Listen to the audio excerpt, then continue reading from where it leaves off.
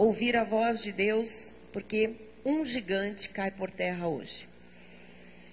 E eu tenho orado a Deus que em cada culto um gigante verdadeiramente caia derrubado na nossa vida, tá bem?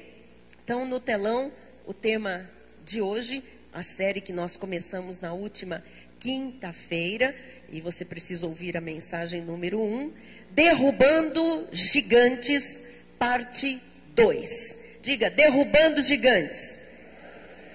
Parte 2. Você sabe qual é o gigante que vai cair hoje? Hoje? Temos lá? O gigante que cai hoje é o gigante da crise financeira. Então vamos começar confessando. Diga, hoje cai o gigante da crise financeira, o gigante da dívida, o gigante do desemprego. Já caiu pela fé. Muito bem. Então, vamos à palavra do Senhor. Se nós temos, coloquem no telão, por favor, em Provérbios 11, 25, que diz assim: a alma generosa prospera. A alma o quê? Então, a promessa de prosperidade é para almas generosas. Almas generosas não são aquelas que fazem por fachada, que fazem para imitar os outros. É uma alma, está lá dentro a generosidade. A alma generosa, quem tem esta índole, quem tem esta marca no seu interior, prosperará.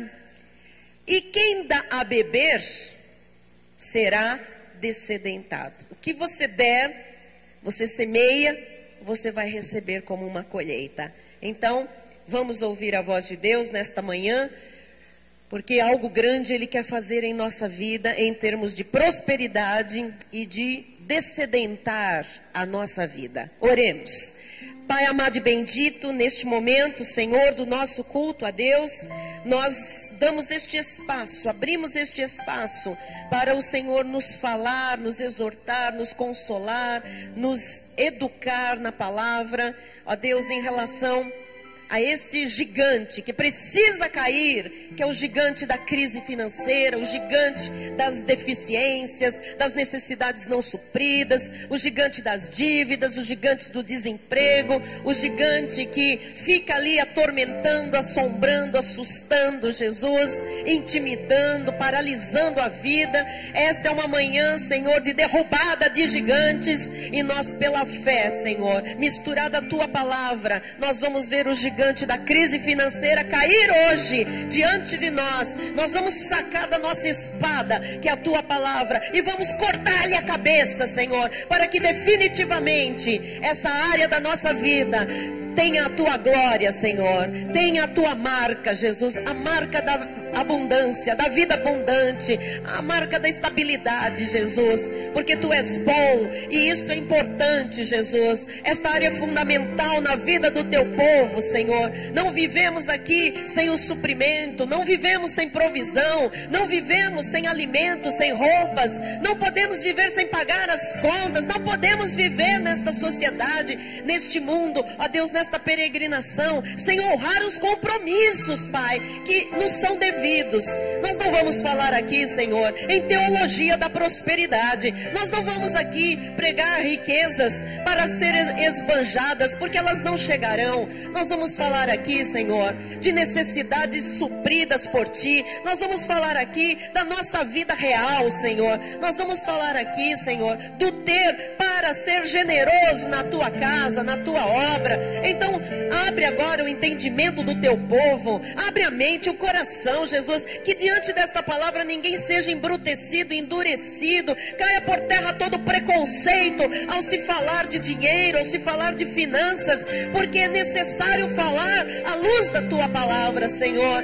Nós queremos ver essa área tão bem quanto todas as outras, Pai, porque Tu és um Deus de perfeição, um Deus que faz infinitamente mais do que pedimos ou pensamos. Ensina a Tua igreja e ajuda-nos a honrar a Tua palavra com as nossas atitudes. Em nome de Jesus, e todo o povo do Senhor diga amém. Amém. Graças a Deus. Amém. Obrigada, pastora Silmar. Meus irmãos, amados mais que vencedores, filhos abençoados, predestinados em amor desde antes da fundação do mundo para uma grande salvação, lavados no sangue de Jesus Cristo, aqueles que têm a marca da promessa, selados com o Espírito Santo, portanto, herdeiros de Deus, para reinar em vida através de Jesus Cristo. Nós estamos vivendo uma série sobre derrubar gigantes. E na quinta-feira passada, eu, pela Bíblia, ensinei como derrubar o gigante do medo. Falei sobre o medo que paralisa, sobre o medo que imobiliza, sobre o medo que faz desistir de lutar pelos sonhos da vida. Nós falamos sobre uma nação contaminada pelo medo, um medo que foi imposto pela voz de um gigante chamado Golias. E falamos de um único homem que não se deixou contaminar pelo medo e que por isso enfrentou aquele gigante, confrontou o gigante, derrubou o gigante, matou o gigante. Um homem que conhecia Deus intimamente, um homem que andava com Deus, um homem que tinha experiências com Deus, um homem que confessou a vitória antes de começar a lutar. Seu nome era Davi. Muito bem, estou fazendo aqui apenas uma sinopse de coisas que tratamos na última quinta-feira. Nesta mensagem de hoje, em que estamos na série aprendendo a derrotar e a derrubar gigantes, eu quero começar ali a alertar ou a lhe lembrar que existe um gigante que se levanta intimidando muitas pessoas, intimidando famílias inteiras, que é o gigante da pressão financeira, o gigante das dívidas, o gigante da crise financeira. Esse gigante, ele pressiona, esse gigante amedronta, esse gigante, ao pressionar e amedrontar e a paralisar a vida da pessoa ou de uma família, ele tira a esperança de um futuro. Não de um futuro qualquer, mas de um futuro melhor. Não há mais assustador do que esse gigante. Quando ele chega e ele começa a gritar, a assombrar, a assustar, a paralisar, a adoecer uma pessoa e, consequentemente, a sua família. Nada há mais assustador para uma família que uma crise nas finanças. Nada rouba mais o sono de uma família inteira do que dívidas, cobranças, faltas, vergonha por ter o nome sujo. A Bíblia Sagrada nos dá ensinos práticos e ensinos sábios sobre estas questões financeiras. Nós aprendemos que quando nós praticamos os princípios que a Bíblia Sagrada ensina, este gigante também pode ser derrotado, derrubado, aniquilado, e é isso que nós queremos ver. Eu trago hoje algumas estatísticas importantes para nós refletirmos nesta questão financeira. A primeira delas diz que 95% do povo evangélico ignoram o que a Bíblia ensina sobre finanças. O povo evangélico hoje sabe mais sobre demônios, sobre potestades, sobre inferno, sobre encosto, nomes de demônios, de principados, do que o que a Bíblia diz sobre finanças. O povo evangélico hoje sabe muito mais a respeito de campanhas, de carnês, de vigílias, de jejuns, enfim, de votos, do que aquilo que a Bíblia ensina sobre finanças. 95% do povo evangélico não entende finanças à luz da Bíblia Sagrada. Dentre os muitos ensinamentos que a Bíblia nos traz, está um preceito de como administrar a nossa vida financeira. Então, amado, nós vamos falar aqui de algo que é real. Nós temos uma vida financeira. Nós temos uma área para viver e conviver com ela, chamada finanças, dinheiro, administração do nosso dinheiro, administração dos nossos bens, trabalho, como produzir, como receber, como ganhar, como administrar, como investir, como comprar, como vender, como, enfim, guardar. Então, dentre os ensinamentos todos da Bíblia, há preceito de como administrar a nossa vida financeira. Porém, a grande maioria dos cristãos é fechada em relação a este assunto. O que nós temos hoje são dois opostos. Nós temos cristãos envolvidos com a tal da teologia da prosperidade. Só dinheiro, só campanha, só dinheiro, só para ter, só para enriquecer, só para dar testemunho e encher alguns lugares aí com esta questão de ficar rico, de ter mais, de você, sabe? Esta coisa de até se vender cadeiras no céu. E nós temos do outro lado um povo evangélico que tem asco de falar nesse assunto, que diz que dinheiro não pode nem ser tratado dentro da casa de Deus, que o assunto finanças, o assunto investimento, o assunto administração de bens, isto é secular, isto não tem nada a ver com a obra de Deus. Então, dois opostos e duas posições antibíblicas, completamente fora da Bíblia Sagrada. Então, é muito triste quando um salvo por Jesus, um herdeiro do reino, não desfruta dos benefícios de sua herança por ignorar o ensino. A Bíblia tem ensino para tudo. Se nós temos na Bíblia mais de 7.000 promessas, você há de convir que dessas mais de 7.000 promessas, algumas são para a vida financeira, algumas são para a questão material, que nós dependemos aqui. Como algumas são para a questão da saúde, algumas outras promessas são para a questão da família, do casamento, da vida conjugal, algumas outras promessas são para a nossa vida profissional, para a educação dos nossos filhos, para os nossos relacionamentos interpessoais. Nós temos preceitos bíblicos para tudo que envolve a vida de um filho de Deus, especialmente aqui na terra, porque quando estivermos no céu, esses preceitos não servirão mais. Questões de saúde, de vida financeira, de relacionamento conjugal, essas coisas são para agora, que nós temos uma vida que precisa ser administrada em todas as áreas, em todos os níveis, conforme nós vamos vivendo.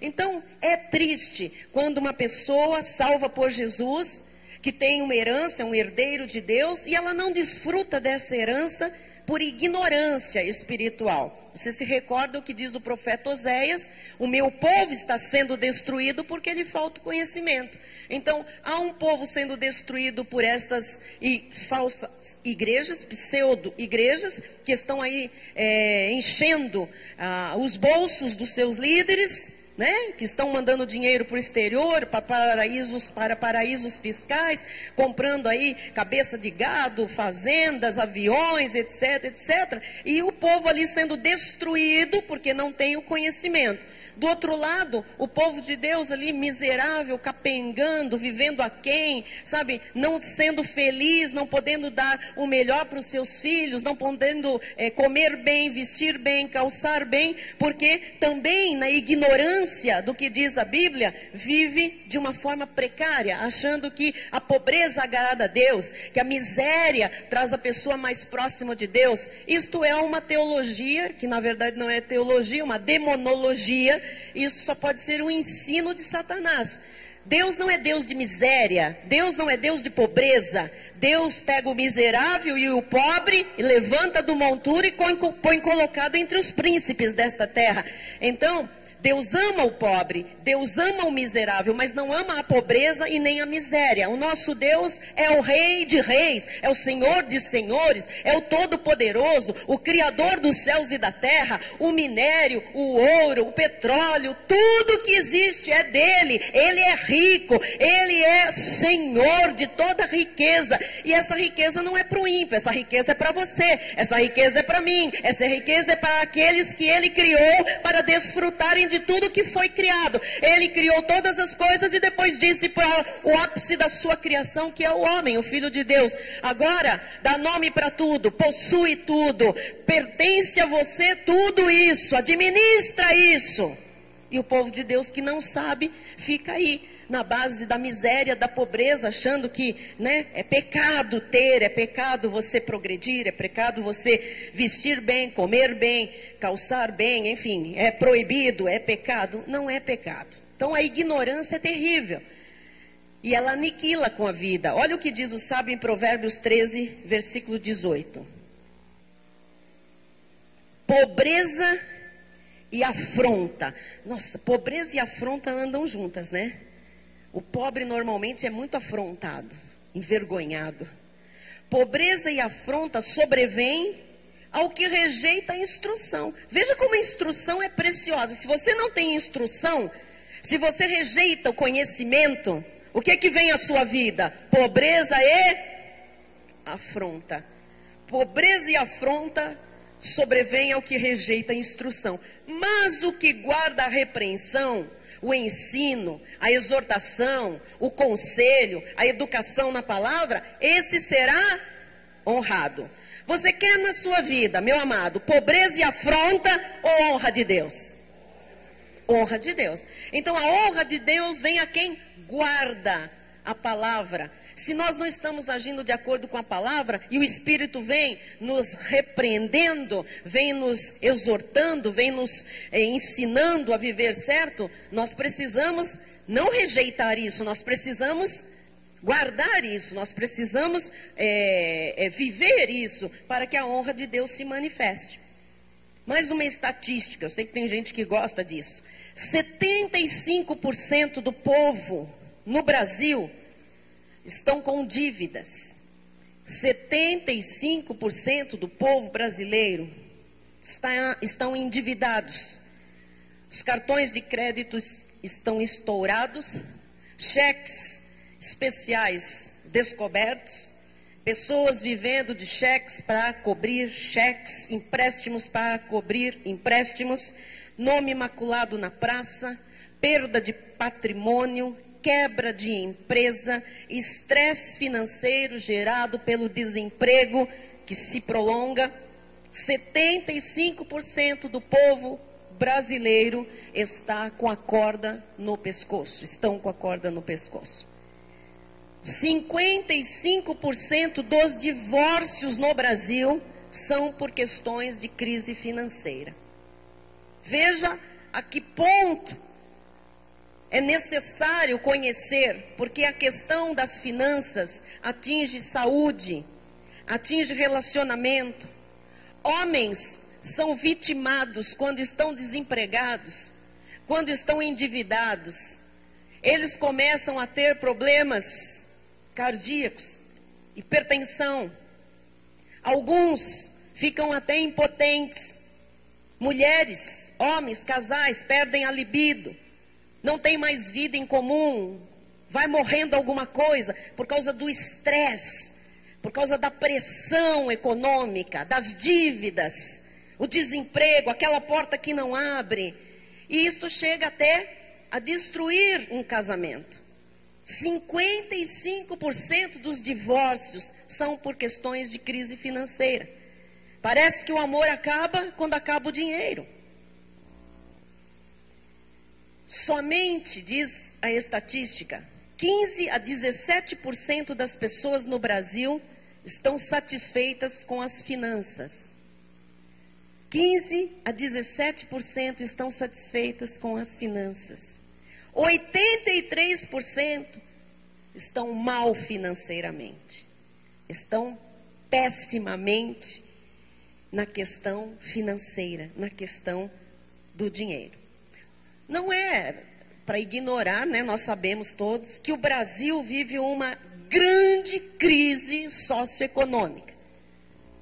E isso já vem sendo anunciado há muito tempo, pelos pés metidos pelas mãos do governo do Brasil, há muito tempo.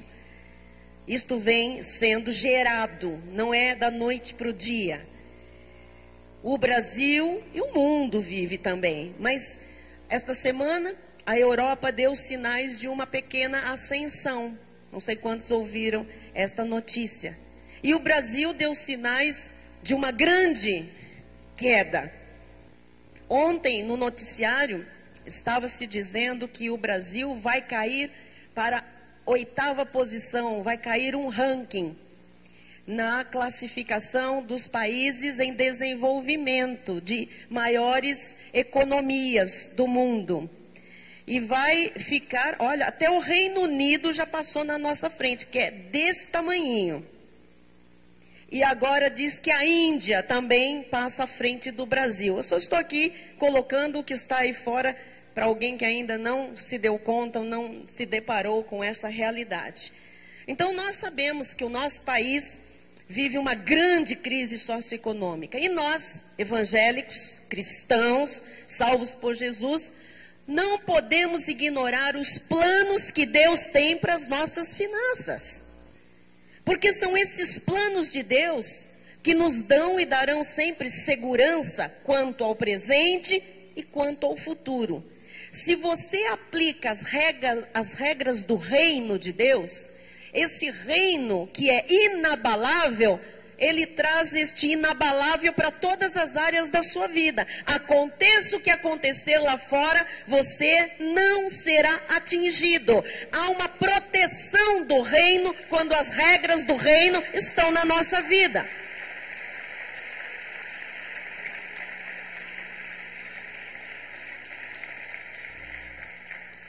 Portanto, amados, vamos abrir o nosso coração.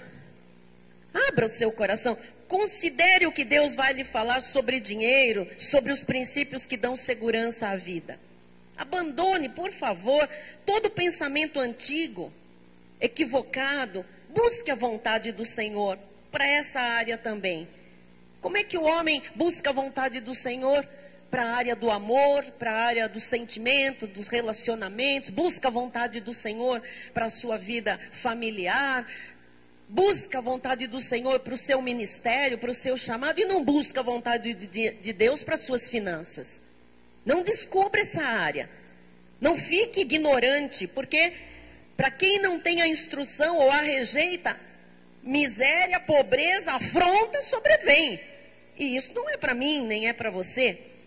Quando nós precisamos vencer um gigante, seja ele qual for, nós precisamos estar firmados na verdade. O Senhor Jesus disse: conhecereis a verdade, e a verdade vos... Então a verdade tem que libertar, não tem que escravizar. Se há uma prisão financeira, se há uma prisão nessa área, precisamos nos firmar na verdade para que essa área seja liberta. E somente o Senhor guia a nossa vida pela verdade. Em Salmo 25, 4 e 5 diz assim: faze-me, Senhor, conhecer os teus caminhos. Fala aí do fundo do seu coração para o Senhor te ensinar o que Ele precisa te ensinar. Faze-me, Senhor, conhecer os teus caminhos. Ensina-me as tuas veredas. Senhor, me ensina como andar na questão financeira. Me ensina, Senhor, como administrar a minha vida. Me ensina, Senhor, nesse momento que eu tenho que fazer, num momento de crise, de desemprego, em que as dívidas estão se avolumando. Versículo 5. Guia-me na tua verdade e ensina-me. Olha a necessidade que nós temos de aprender de Deus.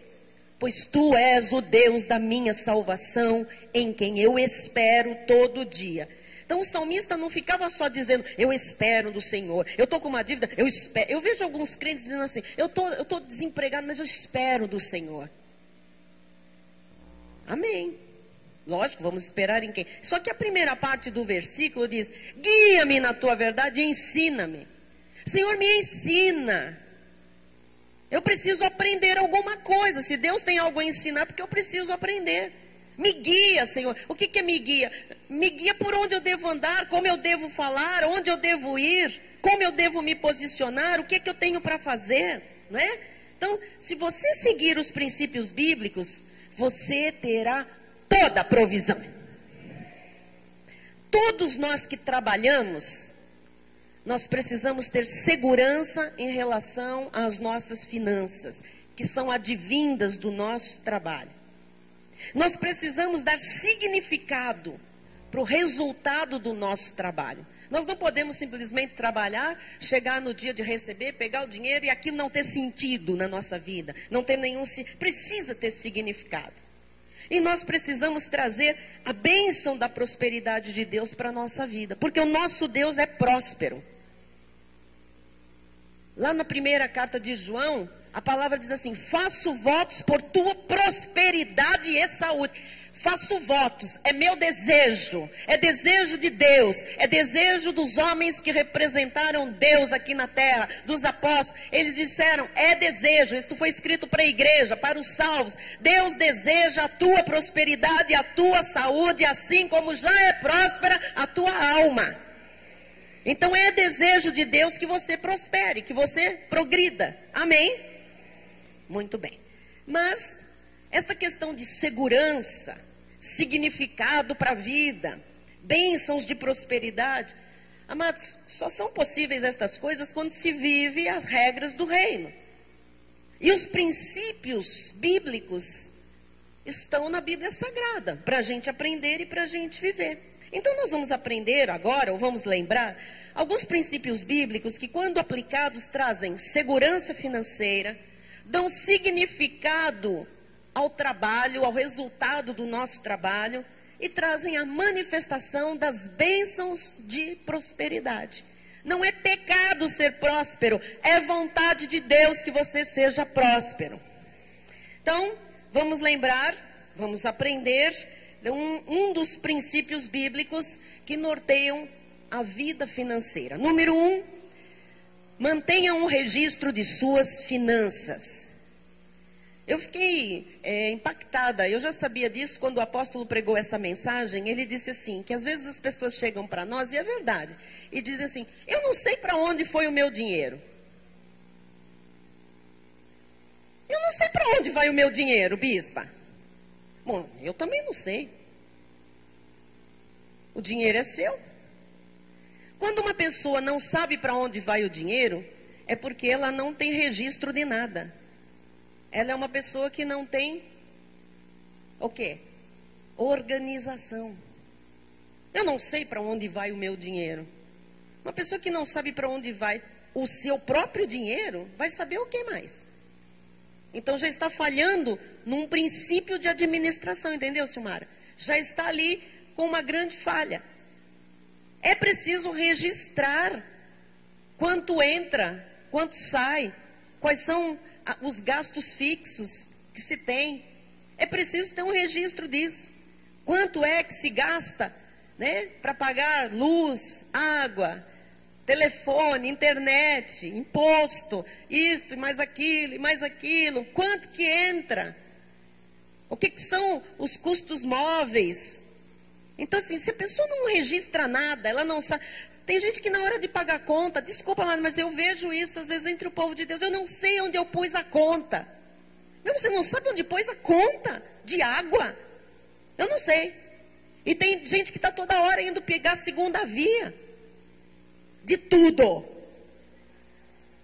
Pode rir, porque essa palavra é para você mesmo.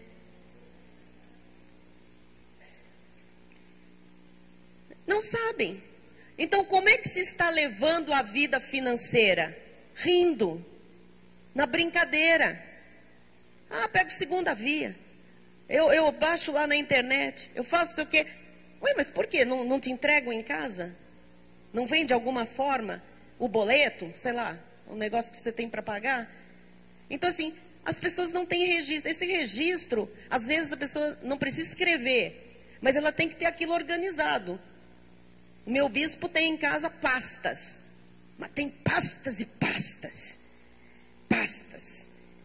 E quando aquelas pastas não estão no lugar, eu sei o que eu ouço. Eu deixei aqui, ó. Não quero nada em cima das pastas, que eu quero que está fácil para... Lógico, lógico. Essa é uma área importante. Tem que estar organizada. Se você não está escrevendo, registrando, você tem isso classificado por datas de vencimento. Alguma coisa você tem que ter do seu jeito para você registrar as suas finanças, os seus pagamentos, as suas entradas. Ai, eu precisei mostrar o comprovante, o olerite, eu perdi. Você perde o seu olerite. Perdi. Não sei onde pôs. Mas então pega o do mês passado. Também não sei. Pega o outro que vão aceitar até os últimos 3 meses para comprovar, não sei o quê. Eu não sei, eu jogo fora. Na hora que eu recebo, eu fico tão doido com o dinheiro que eu jogo todos os documentos fora. Mantenha um registro. Diz em Provérbios 27, 23 e 24. Vamos lá. Procura conhecer o estado das tuas ovelhas e cuida dos teus rebanhos. Isto é o que você tem. Tua propriedade. Os meios que você tem para receber. Porque isso é seu. É você que tem que procurar. O interesse é seu. Versículo 24. 23. Porque as riquezas não duram. Próximo, por favor. Porque as riquezas não duram para sempre, nem a coroa de geração em geração. Ou seja, se você não tem o cuidado, você perde as coisas. Se você não cuida das suas ovelhas, pense num pecuarista, né? Pense, ele tem as ovelhas. Se ele não cerca as ovelhas, se ele não cuida das ovelhas, ele não sabe se uma foi embora, se roubaram, se perdeu, se ela se machucou, ficou enganchada lá no mato. Eu não sei. Quantas ovelhas você tem? Eu não sei. Quantas vão para o abate? Não sei. Todas estão lá no cercado? Não sei, deixa o cercado aberto. O lobo vem à noite e pega alguma das ovelhas? Não sei, nunca contei. Ué, aí as riquezas não duram para sempre. Então nós precisamos registrar, ter o controle das finanças. Provérbios 23, 23. Compra a verdade e não a vendas. Compra a sabedoria, a instrução e o entendimento. Aprenda. Aprenda. O que a Bíblia diz sobre finanças, sobre a vida financeira, sobre salário, sobre trabalho, sabe? Aprende, seja uma pessoa sábia. Adquire a instrução, não fica fazendo a coisa de qualquer jeito. Vai acontecer. Não, todo mundo vive assim, nós não somos todo mundo. O Senhor diz, coloque a verdade nessa área da sua vida. Veja o que Deus ensina sobre isso. Isso é muito importante. Então, primeiro ponto, registre, organize, administre as suas finanças. Pare para fazer conta, faça conta. Bispo, sou ruim de matemática, então vai perder muito. Põe alguém do seu lado, compra uma calculadora. Não sei fazer tabuada até hoje. Graças a Deus inventaram calculadoras para você. Ponha lá e faça. Mas controle aquilo que é seu. Número 2, segundo princípio, planeje seus gastos. Planeje. Se você, vou falar uma coisa aqui, parece absurda, mas não é. Se você gasta mais do que você ganha, o que vai acontecer? Dívida. Inadimplência. Não dá. Então, se não planeja, vai gastando, vai gastando. Depois a gente vê. Vê o quê? A cadeia? Eu vou gastando aí. Depois a gente vê como faz. A gente não, que eu não quero nem ver isso com você. É você que vai ver como é que faz. Como é que faz? Como é que faz é que depois não faz. Não tem o que fazer. Depois vem lá o processo. Depois vem lá as dívidas acumuladas, a multa, tudo aquilo. Então você tem que planejar os seus gastos. Hoje as pessoas, eu disse aqui, por causa dos medos, das neuroses, eu disse quinta-feira, né? Tem certas compulsões. E hoje está na moda a pessoa ter compulsão para comprar. Ela tem compulsão para consumir.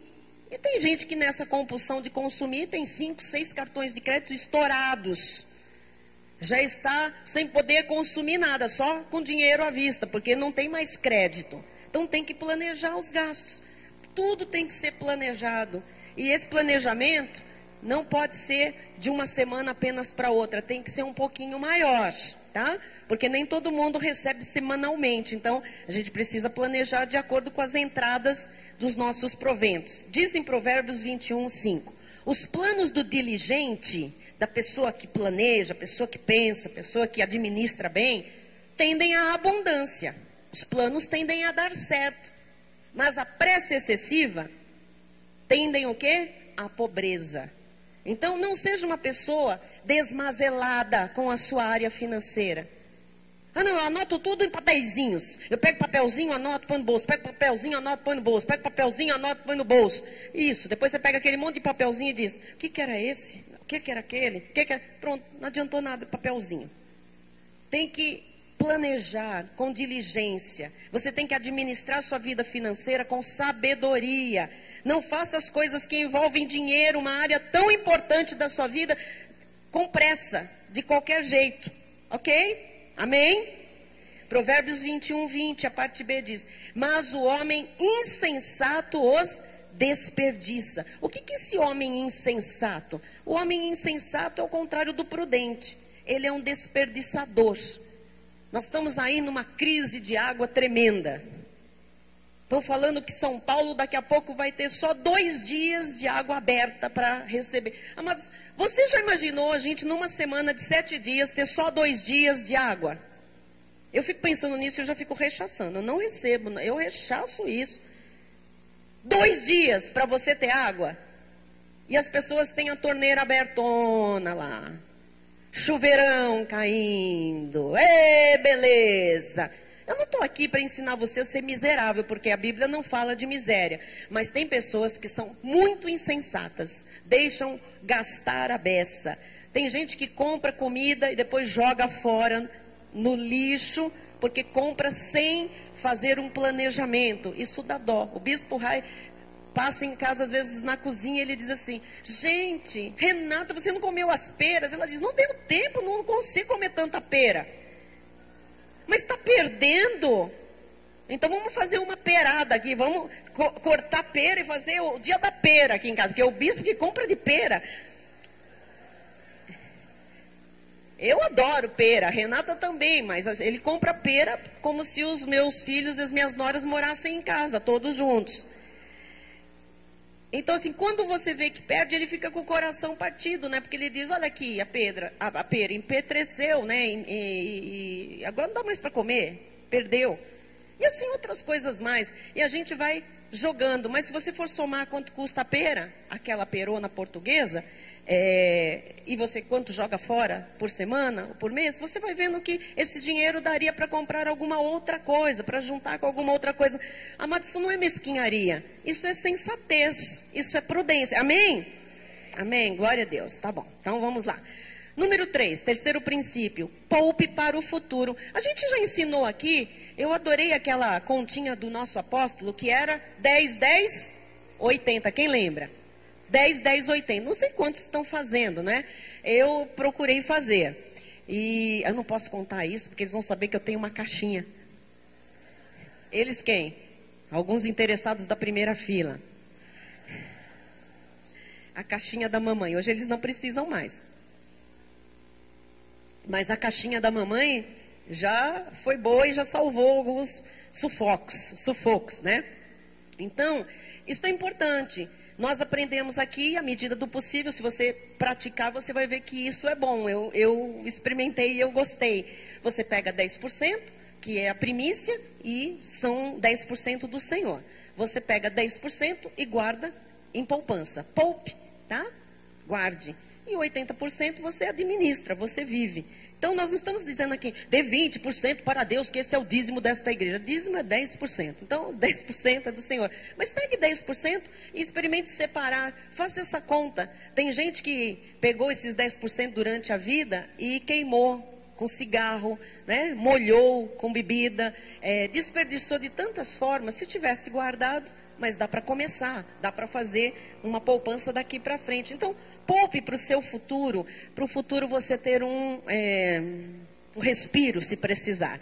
Diz em Provérbios 21, 20, tesouro desejável e azeite há na casa do sábio. Seja sábio na sua casa, seja sábio. Provérbios 13, 11 também diz, os bens que facilmente se ganham, esses diminuem. Sabe, tem gente que fica, eu vou jogar mesmo no bicho. Porque aí não tem nem imposto para eles tirarem de mim, é clandestino. E eu conheço um bicheiro. Ainda você tem amizade com um bicheiro?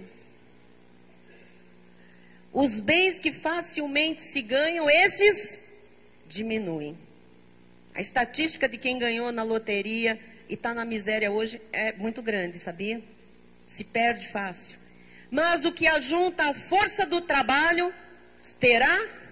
O que ajunta, não é o que espalha, o que gasta, ajunta. Então, o seu trabalho tem que te dar alguma coisa para você juntar. E isto vai ter aumento no final. Ponto 4.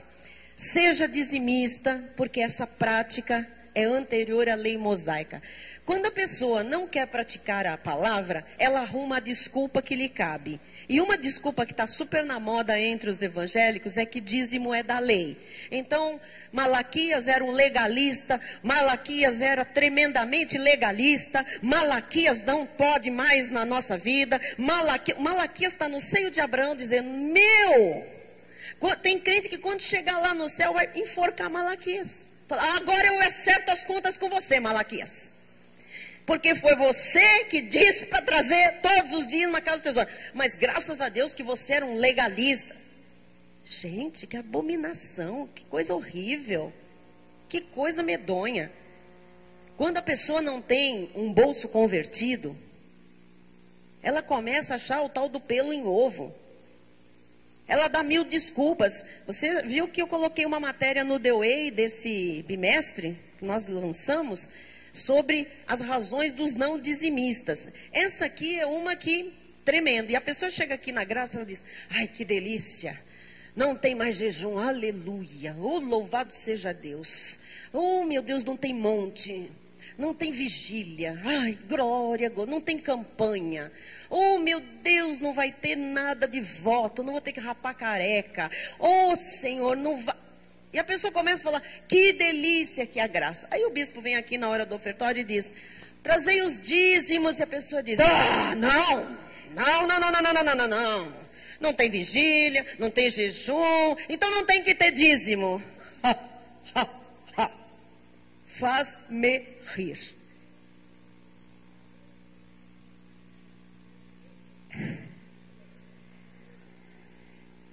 Faz-me rir.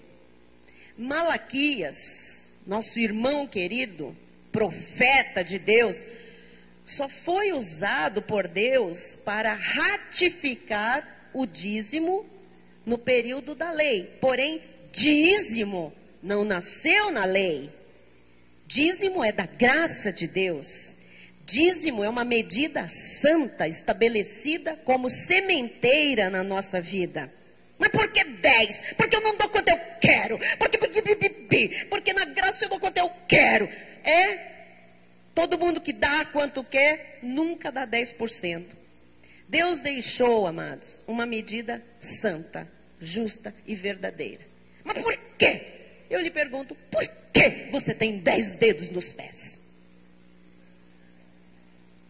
Por que você tem 10 dedos nas mãos? E se você não tivesse um, você ia ser comparado com alguém. E ia carregar esse fardo o resto da sua vida. 10 dedos, porque Deus não pôs 11. Você sabe que tem crianças que nascem com um dedo a mais? Você sabe o que tem que fazer? Cortar. Tem que cortar. Porque a perfeição de Deus foi 10. Na sementeira, a perfeição de Deus foi 10. Se você perguntar por que ele pôs 10 dedos em cada um de nós para suporte do nosso corpo, nos nossos pés e para as nossas mãos pegarem, você tem que perguntar para Deus, por quê? Por que 10? Senhor, bem que 8 dedos estava bom. Senhor, bem que podia ser quanto eu quisesse de oferta. O Senhor diz, é dízimo. Eu não estou falando de oferta, estou falando de uma medida de semente. O dízimo surgiu na vida do homem por uma inspiração do próprio Deus 430 anos antes de Moisés. 430 anos antes da lei mosaica, de uma imposição, de alguém mandar, de virar um mandamento. Antes. Vamos lá ver. Em Gênesis 14, 18 a 20, diz, Melquisedeque, rei de Salém. Esse Melquisedeque é uma teofania, é uma manifestação visível de um Deus invisível. apareceu esse Melquisedeque. A Bíblia diz rei de Salém. Trouxe pão e vinho, elementos da intimidade. Ali estava profetizado o sacrifício de Cristo na cruz, a ceia com os íntimos. Ele era sacerdote do Deus Altíssimo. Amado, aqui não existia sacerdócio, não existia sacerdotes na terra, ninguém sabia o que era um sacerdote. Esse veio do céu, era um sacerdote de Deus. Abençoou ele a Abraão e disse: bendito, abençoado seja Abraão pelo Deus Altíssimo que possui os céus e a terra. E bendito seja o Deus Altíssimo que entregou os teus adversários nas tuas mãos, Abraão. E de tudo lhe deu Abraão o dízimo. Amado, não tinha Abraão um profeta que andasse falando com ele. Abraão não tinha um pastor. Abraão não tinha um apóstolo. Abraão não tinha um evangelista. Abraão não tinha um mestre na palavra. Aliás, Abraão não tinha nem Bíblia. Não existia Bíblia. Quem colocou dentro do coração e da mente de Abraão para ele dar 10% de tudo que ele tinha para esse sacerdote do Deus Altíssimo? Quem? Deus. Foi Deus. O Espírito Santo de Deus fez isso. Ninguém mandou ele fazer isso, a não ser o próprio Deus. É como se Deus estivesse falando: Abraão, você vai ser justificado por fé. Já foi, porque você creu. Você vai ser o pai de muitas nações. Abraão, existe um princípio que eu estou colocando no seu coração, que é o princípio da sementeira. O que você semear, eu vou abençoar e você vai colher fartamente. E Abraão passou esse princípio sem ninguém mandar, para o seu filho, para o seu neto, para os seus bisnetos. E isto aconteceu com todo o povo judeu até os dias de hoje. E eles praticam esse princípio e ninguém pode negar que são o povo mais rico da face da terra. Então veja, Abraão deu o dízimo sem ninguém ensinar a ele, a não ser o próprio Espírito de Deus. E Abraão é o nosso pai na fé, não é na lei. Abraão não conheceu lei, Abraão não andou com Moisés, Abraão não viu as taubas da lei, Abraão não foi ao Monte Sinai, Abraão não teve nada disso. Abraão foi pensado como um eleito de Deus no meio de um povo, de uma família idólatra. E o Senhor diz: tenho algo com você. Ele creu, isso lhe foi imputado por justiça. Esse homem que foi justificado por fé e que se tornaria o pai dos judeus em Isaque, também é o nosso pai. Quando cremos em Jesus Cristo, fomos colocados nessa descendência abençoada. E a bênção de Abraão chegou até nós pela fé em Cristo Jesus. Mas o preceito do dízimo foi inspirado pelo Espírito Santo ao nosso pai na fé, e nós não podemos negar isso. Aí Paulo, de posse desta revelação, ele também diz em Hebreus 7, 1-4, porque este Melquisedeque, rei de Salém, Salém é o diminutivo de Jerusalém. Quem é o rei de Jerusalém? Jesus. Melquisedeque era uma encarnação de Jesus. Este Melquisedeque, rei de Salém, sacerdote do Deus Altíssimo, e ele é o sumo sacerdote da nossa confissão, que saiu ao encontro de Abraão. Ele é que foi se encontrar com Abraão, quando voltava da matança dos reis, e o abençoou. Ele tinha poder para abençoar, para o qual também Abraão separou o dízimo de... Mas bispa, é do bruto ou é do líquido? Se vire com Deus. Pergunte para ele se você quer a colheita sobre o líquido ou se você quer a colheita sobre o bruto. Para o qual também Abraão separou o dízimo de tudo. Primeiramente se interpreta rei de justiça, Jesus. Depois também é rei de Salém, Jesus. Ou seja, rei de paz, Jesus, o príncipe da paz. Quem era Melquisedeque? sem pai, sem mãe, sem genealogia, que não teve princípio de dias nem fim de existência, o alfa, o ômega, entretanto feito semelhante ao Filho de Deus, permanece sacerdote perpetuamente. 4.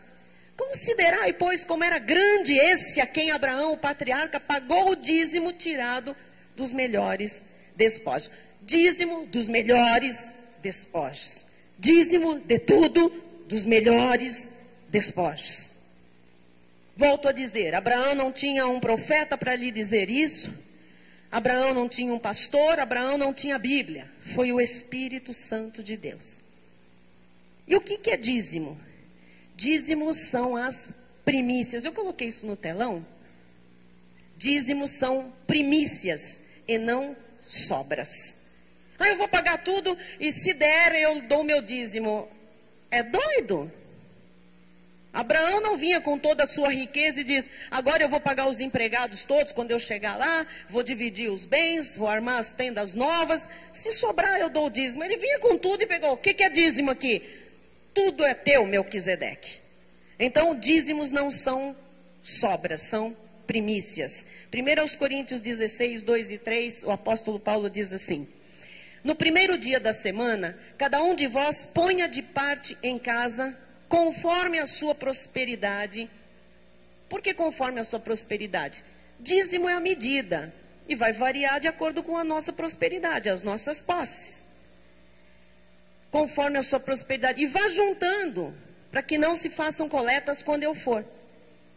E quando tiver chegado, enviarei com cartas para levarem as vossas dádivas a Jerusalém, aqueles que aprovardes. Então, separe logo quando você recebe. Porque o diabo é astuto. Separe logo, ponha de lado o seu dízimo, a sua semente. Assim que você receber, assim que chegar às suas mãos. Se você não acreditar em Deus, amado, e colocar a sua semente nas mãos dele, em quem você vai acreditar? Se você não acredita em Deus, na questão financeira, você vai acreditar em quem? Na presidente Dilma? Se você não acreditar em Deus e confiar e depositar a sua semente nas mãos de Deus, você vai acreditar em quem? No PT?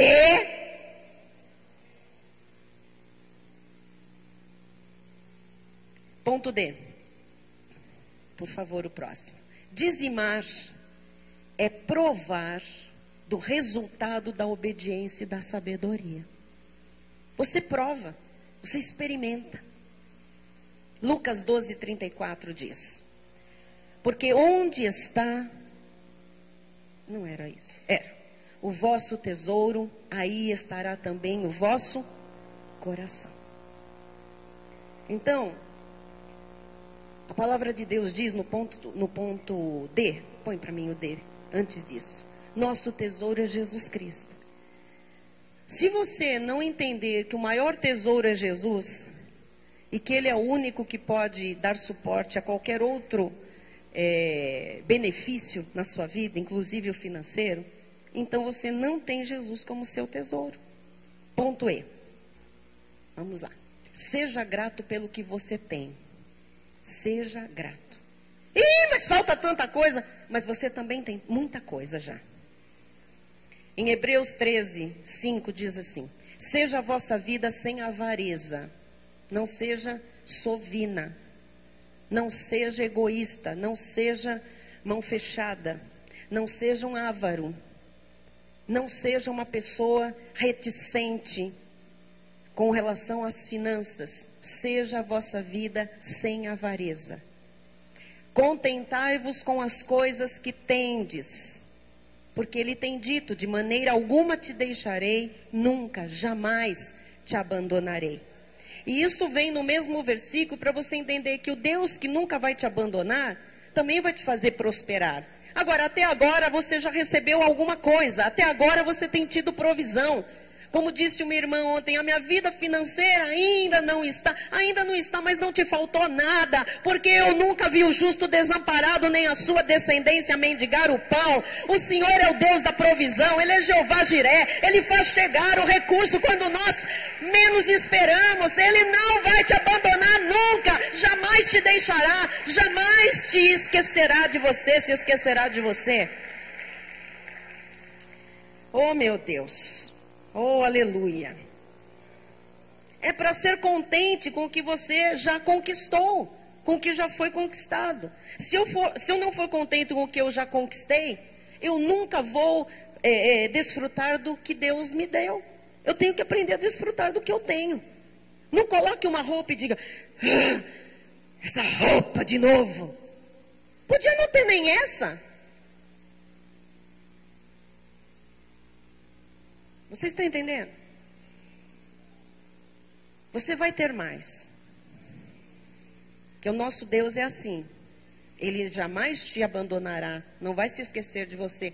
Mas aprenda a ser contente com aquilo que você já adquiriu, com aquilo que você já tem. Amém? Eclesiastes 6:9 diz assim: melhor é a vista dos olhos do que o andar ocioso da cobiça. Também isto é vaidade de correr atrás do vento.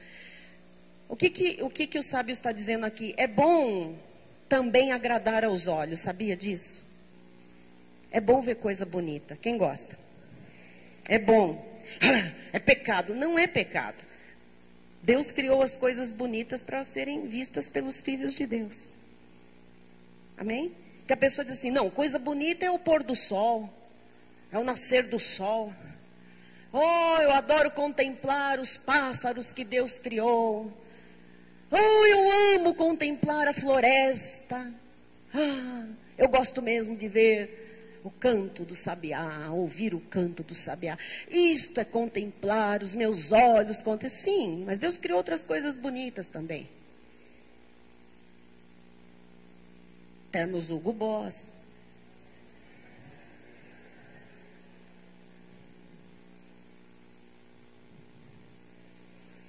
Um perfuminho Chanel. Gostoso também. Amém? Não, isso não. Isso é luxúria. Melhor é a vista dos olhos do que o andar ocioso da cobiça. Tem gente que não tem e aí fala que isso é ruim. Na verdade é um ocioso de cobiça. Não faz nada para ter e aí fala mal de quem tem ou daquilo que a pessoa tem. Então eu quero que você saiba que é bom, às vezes, se dar um presente, ter um prazer na vida. Isto é agradável a Deus também, sabia? Amém? Isso é bom. O contrário disso chama-se hipocrisia. E Deus não tolera hipocrisia. Se é bom, é bom. Chame o que é bom de bom, chame o que é mal de mal. Mas não chame o que é bom de mal e o que é mal de bom. Amém? Gozar do trabalho é dom de Deus, sabia disso? Lute, desfrute. Veja o que diz Eclesiastes 5:19. Quanto ao homem a quem Deus conferiu riquezas e bens, e lhe deu poder para deles comer, quando você come do bem do seu trabalho, Deus quem deu. Olha só, quanto ao homem a quem Deus conferiu riqueza. Riqueza que vem do mundo não interessa, mas quando você é próspero porque veio das mãos de Deus, a Bíblia diz que você que recebeu riquezas e bens, você tem da parte de Deus poder para usufruir disso. Poder, saúde, para comer deles e receber a sua porção e gozar do seu trabalho. Isto é dom de Deus. Esta é a Bíblia Sagrada que está falando ao seu coração. Então desfrutar do trabalho é de Deus. Se dar algum prazer, a vida não é só sacolejar num metrô. Não é só isso. No trem da CPTU. Com a marmita que já chega aquecida, porque é tanto corpo espremendo, que ela está sempre aquecida, você não precisa nem colocar lá no banho-maria. Vai aquecer a marmita? Não, eu venho no trem da CPTU. Ela vem quentinha. Vem quentinha. A vida não é só isso. O que você vai comer no domingo? Quentinha.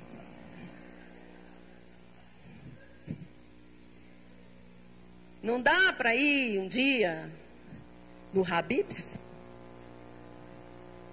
Eu quero esse... Tô brincando. Não dá para um dia comprar uma comida?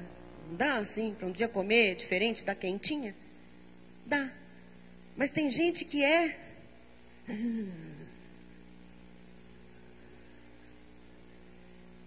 Não, no domingo a gente come a quentinha, que a gente já faz para a semana inteira. Começa no domingo e depois vai pondo na marmita até chegar sábado. Quanto ao homem a quem Deus conferiu riquezas e bens e lhe deu poder para deles comer e receber a sua porção e gozar do seu trabalho, isto é dom de Deus. Então é para desfrutar um pouco da vida, sim. Diga amém. Pare de criticar o sapato da tua amiga. Se esforce, lute e compre o seu. E desfrute com prazer, porque isto é bem, é dom de Deus pelo fruto do seu trabalho.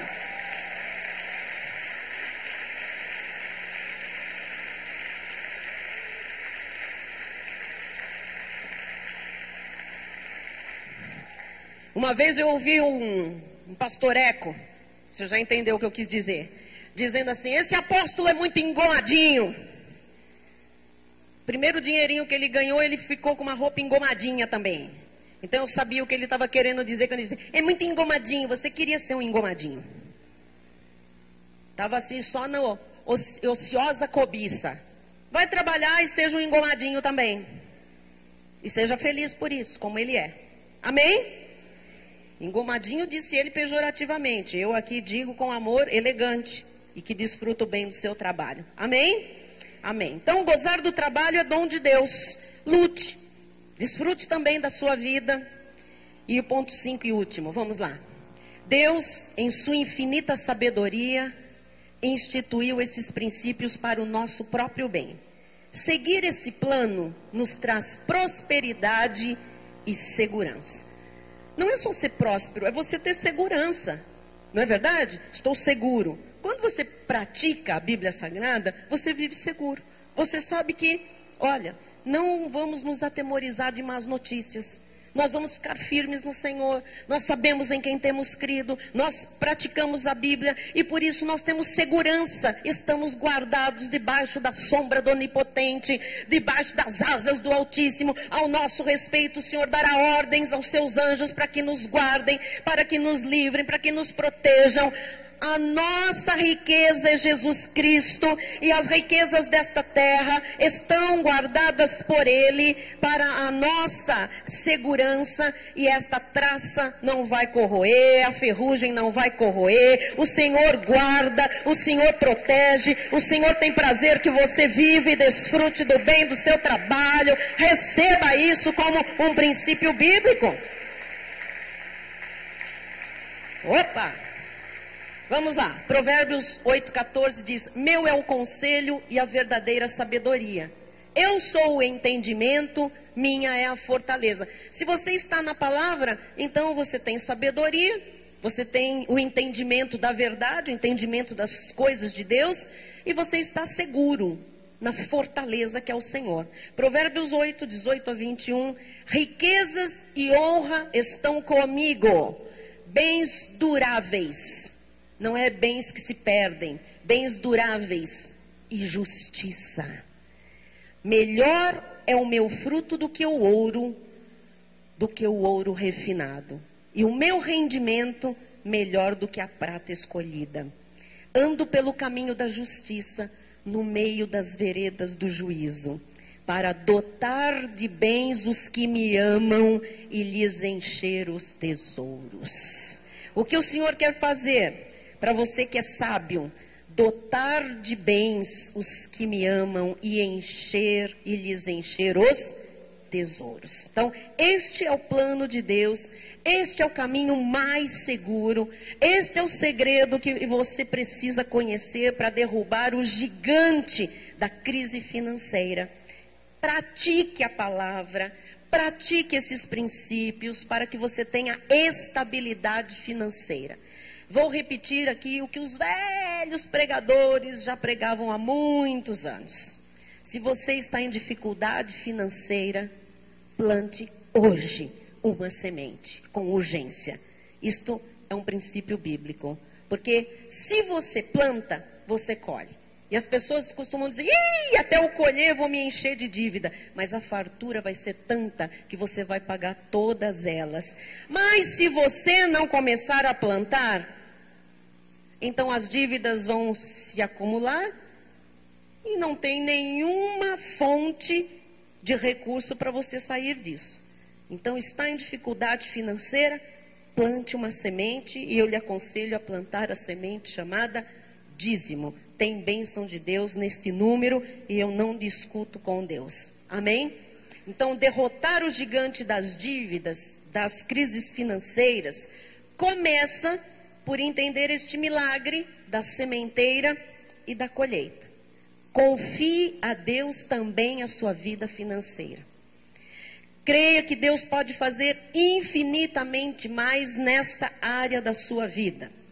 E para encerrar, Marcos 4, 26 a 29, eu amo esta passagem. Disse ainda, o reino de Deus é assim como se um homem lançasse a semente à terra. Depois dormisse e se levantasse. Então, lança a semente, tem um tempo. Dorme, acorda, de noite, de dia, e a semente germinasse e crescesse, não sabendo ele como. Você não sabe como isto vai acontecer. A terra por si mesma frutifica. Aqui tem um milagre, tem uma ordem de Deus. Primeiro a erva, depois a espiga e por fim o grão cheio na espiga. E quando o fruto já está maduro, logo se lhe mete a foice, porque é chegada a ceifa.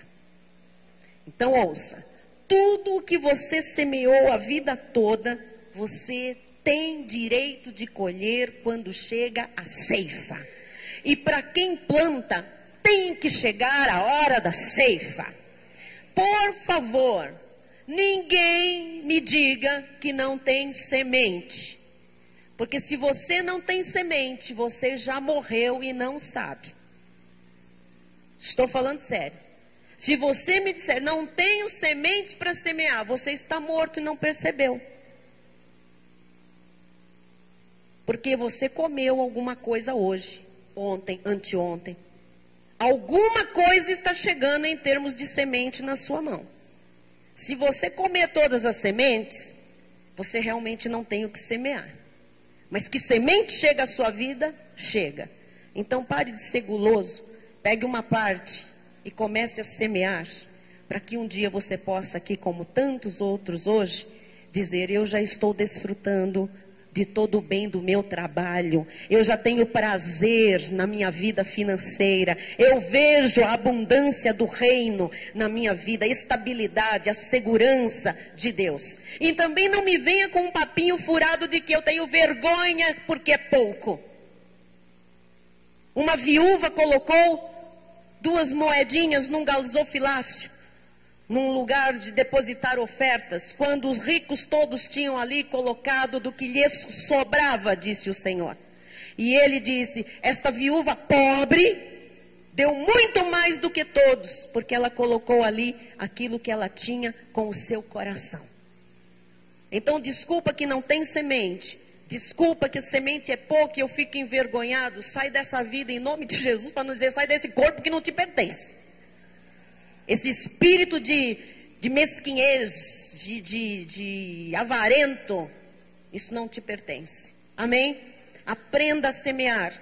E você que já está vendo o rendimento do fruto do seu trabalho, aprenda também a se dar prazer e a valorizar a obra de Deus e ser generoso.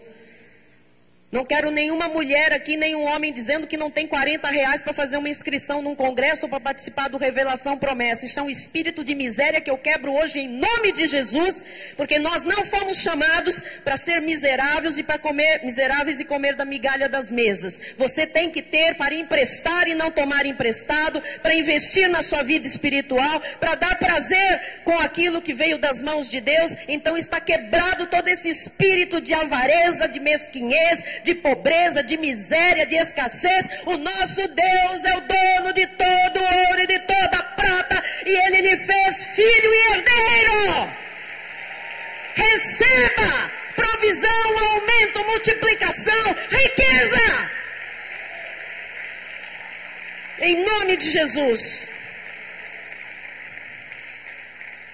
E eu encerro lhe dizendo o seguinte: mais do que estas minhas palavras, que seja o Espírito Santo de Deus a lhe mostrar que essas regras estabelecidas por Deus não podem falhar. Se eu não tiver a minha fé e a minha confiança estabelecidas, e não tiver a coragem de colocar nas mãos de Deus o que Ele pede, em quem eu vou acreditar? Em quem eu vou confiar? Para quem eu vou depositar a minha semente? A prática das regras bíblicas é que dá solidez de vida financeira. A prática desses princípios para as finanças derrubam qualquer gigante de dívidas, de necessidades não supridas, de crises financeiras. Vou lhe dizer uma coisa, eu vou orar agora. Eu posso aqui, amado, cortar a cabeça do gigante que for. Vou lhe dizer uma coisa. Se você não praticar a palavra de Deus, o diabo vem e enxerta a cabeça nele de novo e ele se levanta e vai te assombrar. Não tem grito de pastor, não tem oração fervorosa que possa quebrar princípios que Deus estabeleceu na própria palavra dele. Então, se você quer saber como é que se derruba o gigante das dívidas, das crises financeiras, do pouco, da escassez, é praticando os preceitos na área das finanças. Amém? Fique de pé no seu lugar, nós vamos orar agora. Em nome de Jesus, a minha oração é para que você aplique isso na sua vida, aplique isso na sua empresa, aplique isso no seu comércio, aplique isso na sua família, e você vai ver o gigante sendo derrubado e aniquilado. Oremos. Senhor Jesus Cristo, Deus justo e verdadeiro, crise financeira é um gigante, Pai, nós sabemos. E é um gigante assustador. É um gigante amedrontador. É um gigante paralisador. Mas esta manhã, Senhor Jesus, nós ouvimos a voz do Espírito Santo. E nós estamos começando como igreja avivada, praticante da palavra. Estamos começando a praticar tudo o que aprendemos pela fé, sabendo e crendo que esse gigante chamado crise financeira, desemprego, dívidas, esse gigante já caiu, já foi derrubado, em nome de Jesus. Deus, que haja uma grande sementeira e uma abundante colheita, uma colheita nunca vista, não permitindo ao teu povo, Senhor, viver apoucado e nem envergonhado. Pai, eu te peço nesta manhã, concede dupla honra aos obedientes, aos fiéis, aos praticantes da tua palavra. Oh Deus, a tua palavra é poderosa, ela não volta para ti vazia. Portanto, Senhor, nesta manhã, homens e mulheres foram, Senhor, instruídos, exortados, consolados, edificados, educados, encorajados a praticar a tua palavra. Portanto, Jesus, nesta manhã nós já vemos pela fé esse gigante maldito caído em nome de Jesus. Deus, assim como a tua palavra diz que entre o teu povo não havia um só inválido, eu pego esta palavra porque ela é viva e eu trago para hoje, Jesus. Uma pessoa desempregada, Senhor, é uma pessoa inválida diante da vida, Senhor. Então, Jesus, que não haja entre nós nem um só inválido, Pai, na área profissional, Jesus. Eu clamo por portas abertas, portas novas, portas grandes, portas preparadas por Ti, porque porta que Tu abres, ninguém fecha, Senhor. Negócios novos, Pai, clientes novos, fregueses novos, Pai. Jesus, o mercado lá fora está escasso, mas haverá sempre, Jesus, provisão para o Teu povo, meu Deus. Oh, Jesus, Tu dizes que o ímpio ajunta para depositar para o justo. Jesus, há muito ímpio rico lá fora. Esses ímpios ricos, Senhor, tem que fazer negócio com o Teu povo. Esses ricos que têm, Senhor, finanças prósperas, tem que comprar do Teu povo, tem que pagar ao Teu povo, tem que promover o Teu povo. Oh, Jesus, tem que investir no Teu povo. Senhor, tem que pagar bem salários para o Teu povo. Jesus, Jesus, nós somos cidadãos dos céus, Pai. Estamos num reino de amor, um reino de força, um reino que a Tua palavra diz que é inabalável. Portanto, Jesus, neste reino há provisão total, provisão total. Jesus, não estamos aqui com teologias da prosperidade, estamos aqui, Senhor, vivendo a Tua santa e bendita palavra. E quando nós vivemos a Tua santa e bendita palavra, os céus estão abertos, derramando bênçãos sem medida, Senhor. Jesus, nós não vamos descobrir a nossa vida financeira, ao contrário, ela está a partir de agora coberta, guardada, livrada de todo o mal, Jesus. Oh Deus, porque Tu és o verdadeiro tesouro das nossas vidas. E quando Tu estás em primeiro lugar, todas estas coisas materiais são acrescentadas. Não são tiradas, são acrescentadas. Então acrescenta, acrescenta. Aqueles que vieram a este culto nesta manhã, que tenham um acréscimo, Senhor, de todas as coisas que são necessárias para comer, vestir, calçar, pagar, saldar contas. Deus, eu profetizo dívidas terminadas em nome de Jesus. Dívidas perdoadas para os fiéis deste povo, Senhor. Processos ganhos, causas na justiça, Senhor. Jesus, Jesus, quando os céus estão abertos, nada nos falta, Senhor. Tu és o bom pastor e Tu estás nos dizendo esta manhã: nada te faltará, nada te faltará.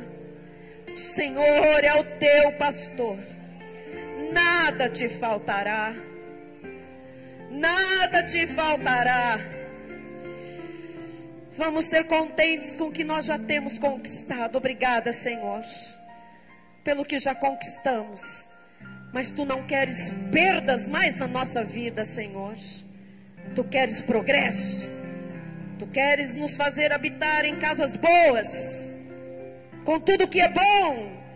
Que as câmaras, os quartos estejam cheios, os celeiros, Pai. Tu és o Deus da provisão, Tu és o Deus da provisão. Se alguém entre nós hoje, Senhor, precisa ver este milagre, eu profetizo no nome de Jesus o milagre da provisão, já! Em nome de Jesus. Deus, enriquece pessoas aqui dentro, famílias, Pai. Aqueles que têm um coração generoso para contigo e com a Tua obra, faz ficar muito rico, Senhor.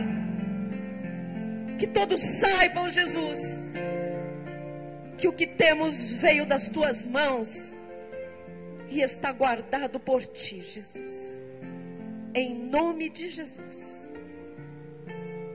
Gigante, eu te derrubo pelo poder desta palavra, pelo poder da minha confissão em linha com o que ouvimos hoje e pela prática da palavra em nossa vida. Eu corto a tua cabeça e o diabo não mais enxertará, porque hoje encerra a escassez, encerra o desemprego, encerra a dívida, encerra necessidades não supridas, encerra a crise financeira, em nome de Jesus. e para a glória de Deus. Todos que assim recebem em sua vida, digam amém e amém. Glória a Deus.